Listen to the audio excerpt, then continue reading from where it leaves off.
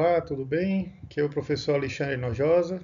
Vamos então para a nossa última aula do curso, a aula de encerramento, né? A aula da disciplina de Zoologia dos Craniados, que nós vamos abordar aqui o que de mais importante a gente pode tirar das características que envolvem esses grupos de organismos craniados, né?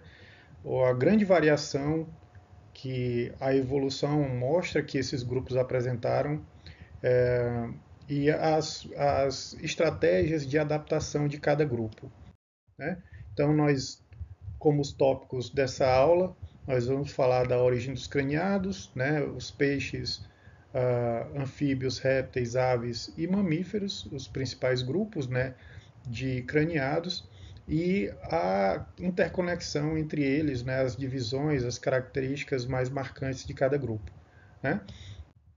Bom, então os cordados são aqueles organismos, como a gente já viu, que apresentam notocorda em algum estágio de seu desenvolvimento, né? No caso aí são três grupos principais: urocordados, cefalocordados e hemicordados, né? Os primeiros com a cauda apresentando notocorda lá na região caudal somente e no estágio larval, cefalocordados da cabeça até a cauda, e os hemicordados sem presença de notocorda, né? Notocorda ela vai ser substituída pela coluna vertebral posteriormente, e é uma estrutura importante para o entendimento do grupo dos craniados.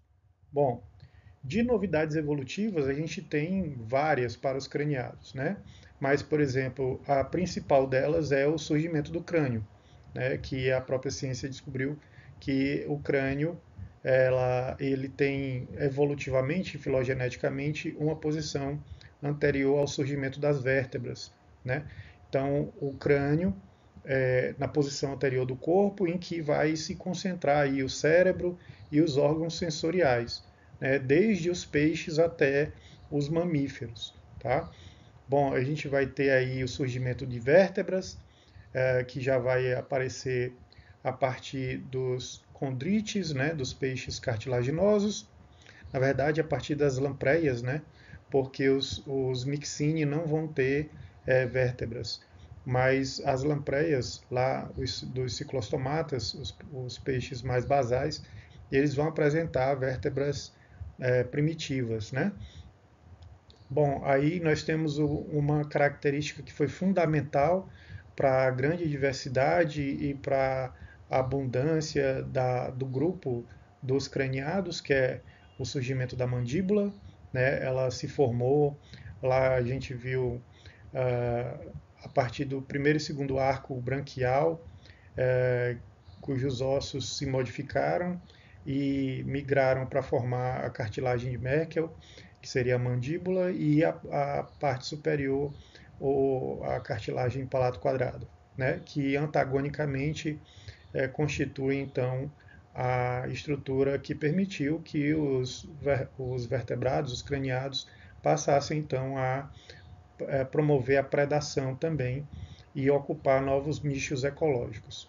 Bom, a calcificação do esqueleto ela vai surgir a partir dos peixes ósseos, né, com a mineralização, né, a calcificação do esqueleto cartilaginoso, que era presente nos condrites.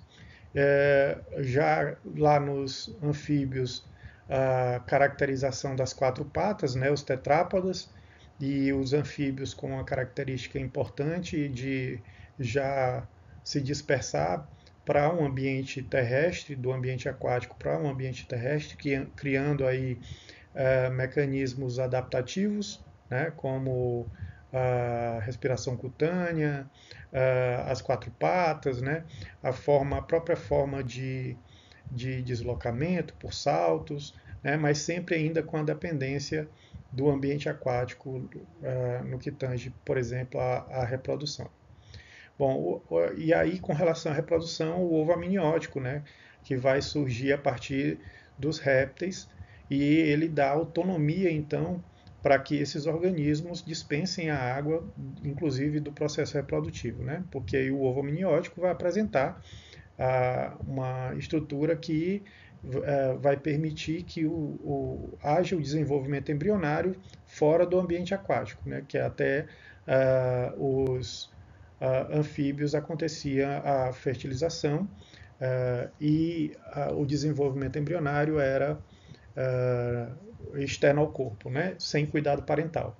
Aqui já com a presença, o surgimento do ovo amniótico já aconteceu um pouco diferente, né? A ovoposição e o desenvolvimento aí dos ninhos com cuidado parental. Um sistema circulatório fechado, desde lá os peixes com apenas um ventrículo e um átrio, e aí evoluindo para os anfíbios com um ventrículo e dois átrios, migrando para os répteis já com 4 cavidades, mas um septo ainda não fechando completamente os 2 ventrículos, passando ali pelos crocodilianos e chegando às aves e mamíferos com 4 câmaras, sendo que no caso dos crocodilianos com ainda a mistura de sangue através do forame de Panisa, né, a nível de vaso e não mais a nível de coração. Né? E aí, por último, o cuidado parental, que a partir de peixes até chegando em mamíferos, ele se acentuou em grande escala, né? Só considerando aqui que tem alguns peixes que promovem cuidado parental, né? Haja vista aí os hipocampos, cujo macho carrega os filhotes até eles estarem prontos para se desenvolverem sozinhos, né? Bom, então de peixes a gente viu que são 2 principais grupos, né? Os agnatas e os gnatostomatas, e os agnatas incluem aí os mixiniformes e os petromizontiformes, né? Os mixiniformes são os peixes bruxa e os petromizontiformes são as lampreias, né? Os dois formam um grupo chamado antigamente de ciclostomatas, porque apresentam boca circular, né? Eles não têm, então, a mandíbula característica. Já os gnatostomatas é um grupo monofilético em que todos os descendentes desse grupo apresentam, então, a mandíbula. Né? Então, nós temos o grupo, a divisão aí com relação à calcificação do esqueleto, os condrites e osteites, os condrites com 2 subgrupos, os elasmobranqui e os holocefali, e no caso dos osteites, os actinopterigi e os sarcopterigi, né? Que aí é nadadeira raiada e nadadeira lobada. Né? Os elasmobranqui incluem tubarões de raias e os holocefali, os peixe-ratos ou quimeras. Bom, de peixes vamos para anfíbios, e no caso dos anfíbios a gente vai ter 3 subgrupos, né? No caso é o grupo dos anura, que compõe sapos e rãs, o grupo dos caudata, que vai compor aí salamandras e tritões, e o Gymnophiona, que vão compreender então as cecílias, né? Um grupo bem diverso, um grupo que pode ser considerado um grupo pioneiro da irradiação para o ambiente terrestre, e assim a gente pode observar também na variedade de características dos organismos que compõem esse grupo, né? Desde organismos com deslocamento por saltos, deslocamento por patas, mas numa proporção mais equilibrada em relação ao tamanho do corpo, e organismos que são mais fossoriais, que se escondem no substrato, aí no caso as cecílias, que são ápodas, não têm patas desenvolvidas. Então é um grupo bem diverso.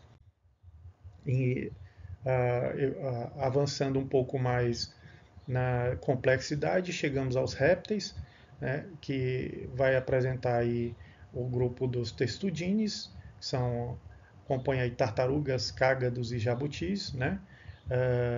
O grupo dos esquamata, que vai compor as lagartas, ou na verdade os lagartos e serpentes, e os Rhinchocephalia, que vão incluir as tuataras, e os crocodilia, que vão incluir os crocodilos, jacarés, gaviais e caimãs, né, ou caimões. Bom, já aqui nos crocodilos, a presença do coração tetracavitário, né? Já nas aves, as aves é um grupo bem diverso, é um grupo que já vai apresentar também esse coração tetracavitário, né? Ela tem é um grupo que, junto com os répteis, é considerado um grupo monofilético. A descoberta de, de um fóssil, né, o Archaeopteryx, indica um parentesco evolutivo entre aves e répteis, em que alguns répteis do passado já apresentavam penas, bicos e garras, né? Então, esse coração com 4 câmaras, ele apresentar aí 2 grupos, né? Os ratitas ou paleognathae e os carenados, os neognathas, né? Então, aves basicamente que não voam e aves que têm a característica de voar. E falando de voo, a principal característica, ou uma das principais características que permite o voo das aves são ossos pneumáticos, o externo em forma de quilha e os sacos aéreos, que vão diminuir então o peso corporal das aves, permitindo que elas alcem voo e se desloquem nos ares, né? Acessoriamente aí a presença de bicos e penas, né? E a oviparidade, né? Que vai permitir que as aves ponham ovos e tenham o cuidado parental do ninho, né? Bom, então aí nós chegamos ao grupo dos mamíferos, né? Os mamíferos vão apresentar essas características listadas: pelos, presença de pelos, glândulas mamárias e assim também glândulas sudoríparas, odoríferas e sebáceas, presença de diafragma, que vai ajudar no processo respiratório, deixando esse processo mais eficiente, um crânio de ápsida com 2 fenestras temporais, dentes com formas variadas, adaptadas às mais variadas formas de obtenção de alimento, né? O cuidado parental intenso, inclusive com prole reduzida em alguns casos, em que o cuidado com os filhotes vai até estes terem condição de se manterem e de ocuparem seus nichos ecológicos sozinhos, e a endotermia, que é a capacidade de manter a temperatura corporal constante através de processos metabólicos internos, né? Então, o grupo dos mamíferos vai se dividir em basicamente 2 grupos, né? Que seriam os prototérias e os térios, né? Os prototérios incluiriam aí os monotremados, que são organismos mamíferos que põem ovos, né? No caso, entra aqui ornitorrinco e a equidna. E os térios, a gente tem 2 grupos aí, metatérios e eutérios, né? Os metatérios incluem os marsupiais, né? Como exemplo canguru, né? Koala. Esses organismos apresentam marsúpio, e o desenvolvimento após o parto, até o parto é muito curto, e após o parto esse filhote vai migrar para o marsúpio, onde vai ser amamentado e se desenvolver até se tornar um organismo viável, né, do ponto de vista ecológico. Então, como exemplo aqui o canguru, e nos eutérios aí os placentários, organismos que vão ter o desenvolvimento embrionário dentro do corpo da mãe, dentro de uma placenta, ou seja, são vivíparos, e o humano é um exemplo de representante desse grupo, certo? Bom, concluindo aí a série de inovações morfológicas e fisiológicas para o grupo dos craniados, que permitiram então que eles migrassem da água para o ambiente terrestre. A gente vai ter a notocorda, né?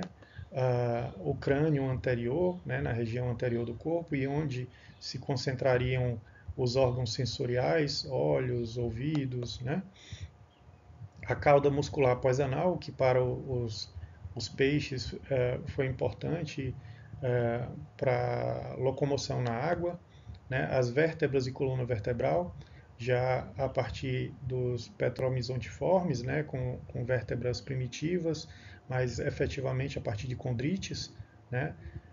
Essa coluna vertebral, mandíbula, a mandíbula que é um dos passos evolutivos mais importantes para esse grupo, permitiu a predação de organismos maiores, né?